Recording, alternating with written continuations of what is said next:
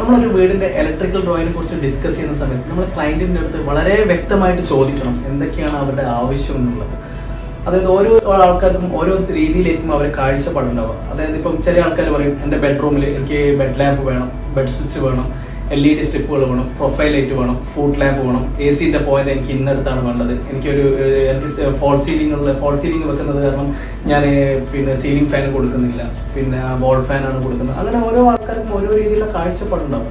അവരുടെ ആവശ്യങ്ങൾ എന്തെന്നാണെന്നുള്ളത് നമ്മൾ വളരെ വ്യക്തമായിട്ട് നമ്മൾ കേട്ട് മനസ്സിലാക്കാൻ, എന്നിട്ട് നമ്മൾ MEP എഞ്ചിനീയേഴ്സ് നമ്മളെ സജഷൻസ് കൊടുക്കണം. അതായത് നമ്മൾ ഇത്രയും കാലം ചെയ്തിരിക്കുന്ന നമ്മളൊരു പരിചയം ഉണ്ടല്ലോ, ആ പരിചയം വെച്ച് ഏതൊക്കെ രീതിയിൽ നമുക്കത് ഇംപ്ലിമെന്റ് ചെയ്യാൻ പറ്റും, അതിൽ എന്തെങ്കിലും അപാകതയുണ്ടോ, അത് നമ്മൾ എന്തൊക്കെ ചേഞ്ച് ചെയ്യണം, ആ കാര്യങ്ങളൊക്കെ നമ്മൾ എഞ്ചിനീയേഴ്സ് വേണം അവരെ പറഞ്ഞ് മനസ്സിലാക്കാൻ വേണ്ടിയിട്ട്.